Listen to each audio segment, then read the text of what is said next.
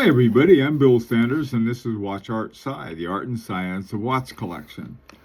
Today what I want to do is to talk about not only an unboxing, but the entire process of getting a watch. And so that's what we're going to do. This started off in a somewhat odd way. I was, a couple of weeks ago, I was working on a video looking for some good deals, and I found this one that I thought was, boy, that's a great deal. And sort of at odds because here I am, I'm making a video saying, this and this and this, these are good deals. And after I made it, I thought, man, that's too good of a deal to pass up. And so I didn't. So there may be some people who aren't too happy with me, and that's okay. Okay, so the whole thing started in Dubai. The seller was in Dubai and it was down as a private seller. By and large, I'm a little iffy about buying from a private seller, but like I said, this was a great deal. Now there's a great deal and a deal that's too good to be true. This was somewhere between those, and I wasn't sure which. So anyway, and I'll tell the story about the process of it getting to me is another one. I think I'll talk about that later, but that'll have to be all small children will have to leave the room because that was a nightmare. Anyhow, so I got my everything arrived, and I opened it up or started, and then at the bottom here, there was instead of having full of paper and everything, there was just this little bubble wrapped package. I mean, it's you can see how big the box was, and here was this package at the bottom, and it was well wrapped, and I was a little concerned because here you have this box, and it was a small FedEx. It was called small. I guess they're small, medium, and large. And usually if I get a watch, they send it to me in a large or a medium box. But this one was small, but there was plenty of room for it. And so I had been told that there was not a box or a regular type of case, but instead there was a leather case. And so I thought, well, this looks like this must be it in a leather case. And so I pulled it out, and sure enough, there was out came the case. Now, a couple days before I got this, I got a FedEx envelope. And the reason for that was because whenever it had a gator strap, and a very attractive gator strap, and it was one that went with the watch and everything, and I thought, boy, this is the one that I want. And so I told him, I said, look, why don't you just send it in a separate envelope, and that way, if sites decides to stop it, they're just gonna, they won't stop the whole watch. By and large, I very much support sites and protection of endangered species, but the way they go about it, I never have been very happy with. I mean, it would not be difficult in a legitimate strap to put in a little chip, and they could just buzz it once and let you know whether it's a truly a good one or not. But anyway, that's another story. So in the meantime, I said, well, just ship it in an envelope, and if they stop it, they stop it. And if they don't, then I'll have the strap I want. Well, the strap came through, and it was with a little documentation about the watch, but it was another model of the same brand of watch. Okay, so anyway, so I get this, and inside there's the watch. You can see the back of the watch.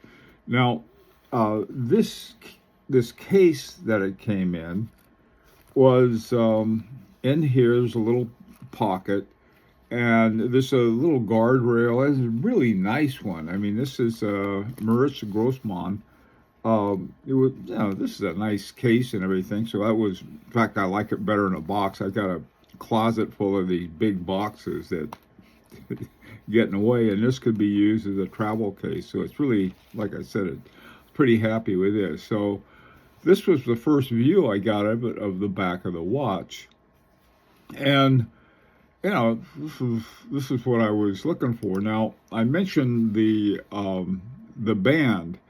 And the reason I wanted the band was that the watch is part of a group of watches, or I guess a group of models, called the Atum Pure H. Okay, the letter H, and each one of them had a different color scheme to them, and then the band would reflect that. Well, green is a color. I've wanted a green dial or a green something for a long time. Green is my favorite color, and so here it was with not only was the green in the watch, but it also in the band, in a gator band, they had the green with the black band with the green stitching. So I really like that. Okay, so here's the watch, and this is the green version of the Atum Pure H. Now, the couple things about the watch. There were so many things I liked about it, and in fact, and there were some things I discovered that I liked even more.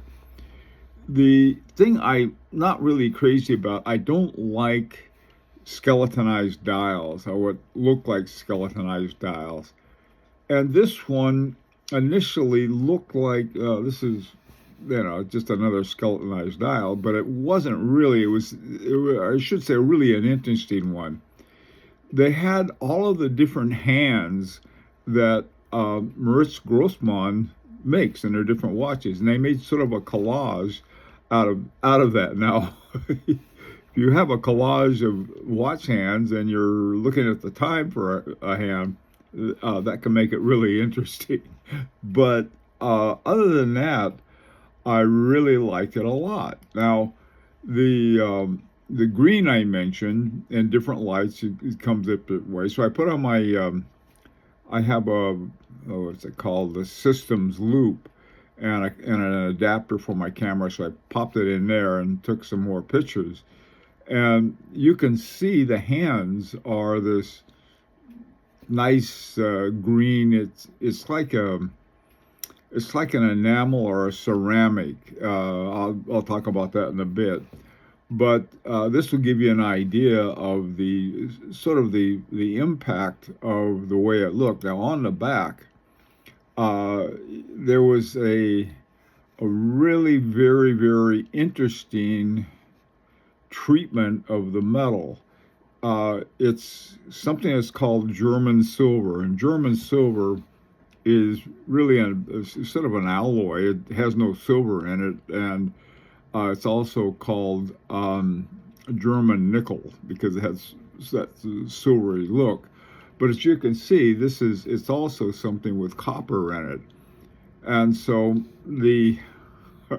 it's a copperish looking color, and the little dots on it is that it's sandblasted with these little plastic balls, and they blast it to give it that look, and then they do the engraving on it. And so there's another thing about Moritz Grossmann is that they have what's called a 2/3 plate on it. In other words, 2/3 of the back is taken up by the plate, and then at the bottom they have this nice big balance wheel, and a number of other things I'll talk about in a bit that I found out about this watch.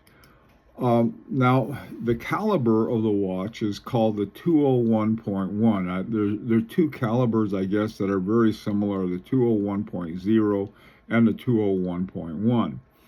In this particular series, they use the 201.1.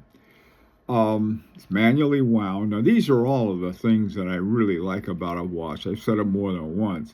I like the manual wound. Why do I like manual wound? Oh, there's less to mess with, I should say, in the key works. There's less to mess with. I'll put it that way. And so I like it, and I don't mind winding a watch up. I like handling watches just fine. The diameter of the balance wheel is 14.2 millimeters. It's a good sized balance wheel. Frequency of 18,000 semi-oscillations per hour, which is another thing I like. I like the slower, lower frequencies. It's got a shock resistant Grossman balance with 4 inertia and 2 posing screws. It's interesting. It has a Niverox balance spring.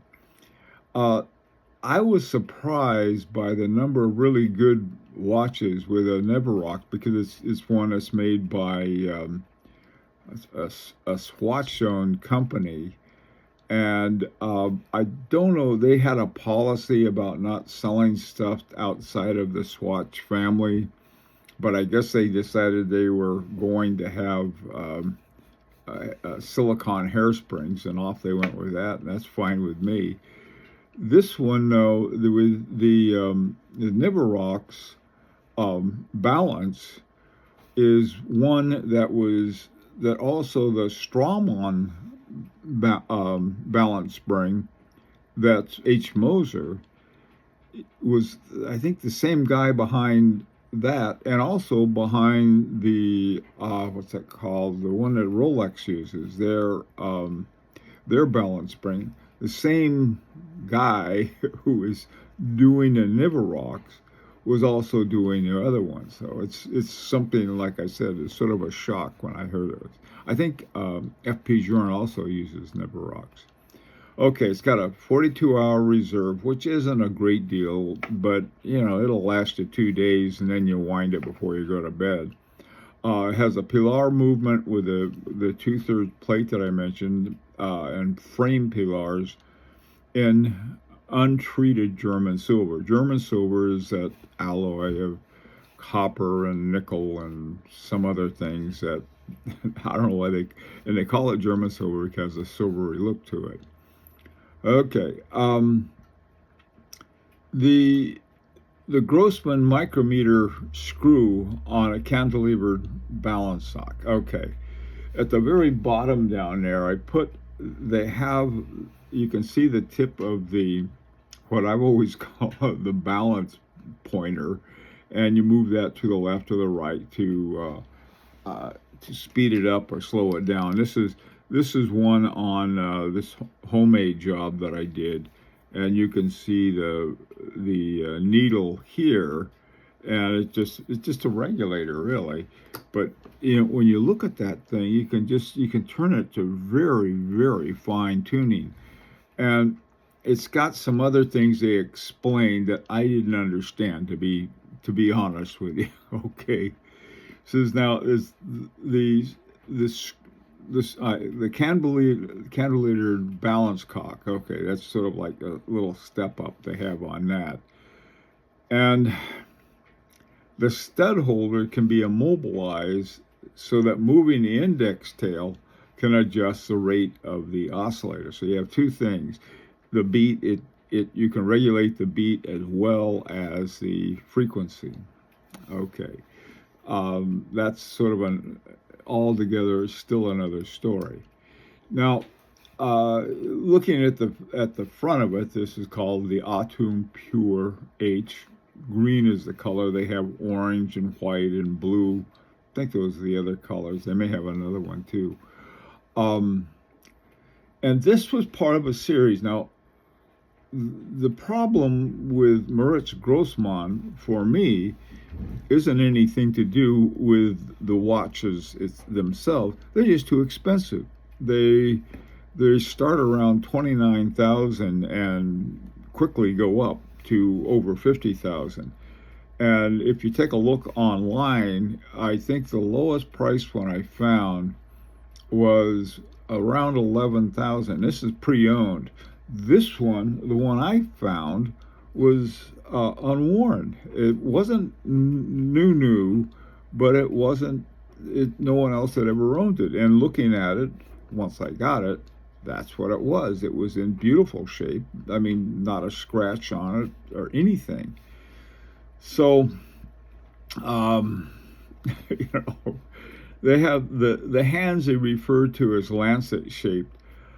Laurent Fourier refers to them as more as a sagi, which is a Zulu spear, which I like. That they look more like a sagi than they do a lancet, but that's okay too. Um, they're all of these are manually crafted, and they're filled with something that's called high ceram. And high ceram is a ceramic polymer compound. In other words, they take it and I guess they pour it in these little um, things like what's that called, crochet kind of things. But anyway, so you have the indexes, the hour indexes, and then the hands both have that in there. It's a very clean and simple watch, 41 millimeters, stainless steel hour markers, rotumed. I don't know what that means. That's another thing. I think there's a metal. It's some treatment to keep it from corroding or rusting and so forth. I know that. And then on the back, there's you have a sapphire crystal that's anti-reflective on one side.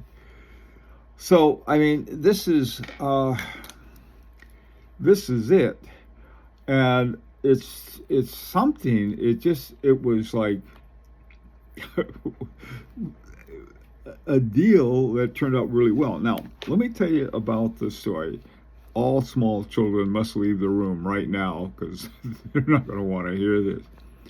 The guy that I was dealing with in Dubai, great guy. You know, he was like, apparently, even though he was down as like an individual, he had done a lot of watch dealing. He had a company name and so forth. And I'm not sure why he was identified as like just sort of a regular guy.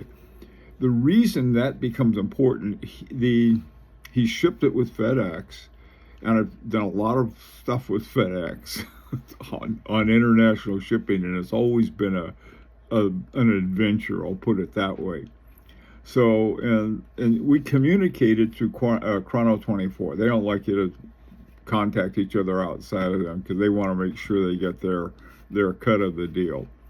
So the guy couldn't have been a cooler. He really was. He was going on. We talked about the whole thing of having to use dual shipments, one for the band and then one for the watch. And then with the watch came the buckle, not only the buckle, but also the spring bars. And they had curved spring bars. Everything about this watch was done so well. So anyway, he knew all the paperwork to fill out. And as soon as it arrived in there, and this becomes a little, there were a lot of variables. There was this huge storm in the Midwest, okay, and I think, and also the South. Well, Memphis, Tennessee is sort of in between there, and that's the hub for FedEx. So there were some problems, and it's just, yeah. But then they have what they call an exception. I swear I don't think I've ever had any kind of dealing with FedEx that there was an exception, and everyone is different. And so it's like, all right, so what do you do? So I'm waiting for this, and nothing's happening, and I gotta find out about it. So then I got word that, well, the paperwork wasn't done right. So I contacted the guy in Dubai.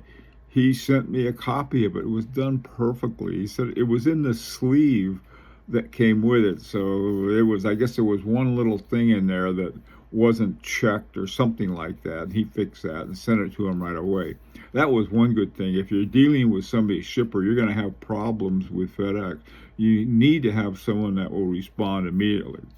Well, anyway, so then there was, then I was waiting. Nothing then happened after that. And then I got it back to him and said, oh, you need to fill out this other form. Well, I have shipped internationally with FedEx for I don't know how long, and I'd never heard of this form before. So, well, they want you to fill out this form. So I filled out the form, got that. Well, there was some piece of some software they sent me, and I filled it out, hit all the buttons, and I thought, okay, it went to them. Well, it didn't. Fortunately, I had saved a copy of it as a PDF file, so I sent them the PDF file. Okay, finally everything was fine. Nothing happened.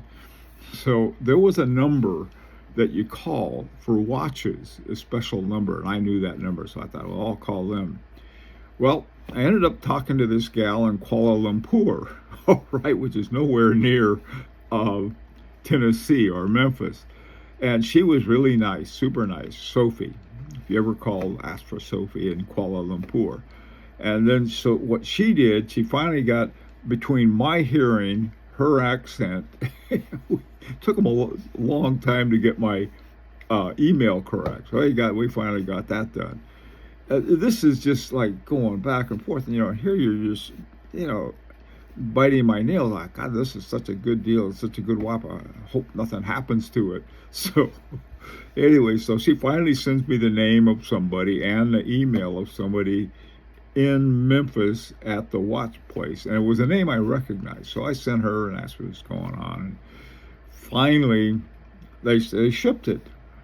And it was like in limbo. And I didn't know what had happened to it. So, and I'm thinking, it's the weather. Well, then we had a snow here. Okay, so finally it gets here. Okay, it's a couple of days before this. In fact, it was almost a week before it. The envelope showed up. The delivery person didn't deliver it. We have this particular delivery person who, I don't know what her thing is with my house, but it is. I had to run down the street. I got my wife something for Christmas, and I saw her turn around in front of my house, and I knew I had to sign for it. That's the other part. Got to sign for something, you got to be there. So I ran down the street, and I actually, like a dog chasing a car, I caught the FedEx truck and says, here's your package. I signed for it. So my wife got her Christmas present. I love FedEx. It's always an adventure. So eventually, so then they got it. So then it was, here it's going to be delivered. And they said between now and 8 o'clock. I'm surprised they didn't say midnight. So here we are waiting for the thing. I said, okay, is she going to show up? Well, what I had done before, you can have them deliver it at all of these nearby places. Well, there's a Walgreens not too far from where I live, and I go there for prescriptions and stuff. So it's I know it well. So, well, they can drop it off there, and I'll go there and sign it, because I've done that before. There was no way on the stupid software that they had for how to do that. Well, they had instructions. It was like, all right, you put your FedEx number in, and then you put managed delivery. And all I wanted to do was hold for pickup at this Walgreens store. And so I followed the directions, and nothing happened. Now, I'm I'm no spring chicken, but I used to write software. I'm very familiar with this stuff. I mean, it's not a mystery to me, but I know good software and bad software. Well, this one, I couldn't do anything with. It was like, no matter what happened, I said, I don't want this delivery person who gets mixed up to deliver it. So I'm going to have it done by just so I can go pick it up. And so I couldn't do it. So we waited all day until 8 o'clock at night, and of course no package came. So I don't know what to do.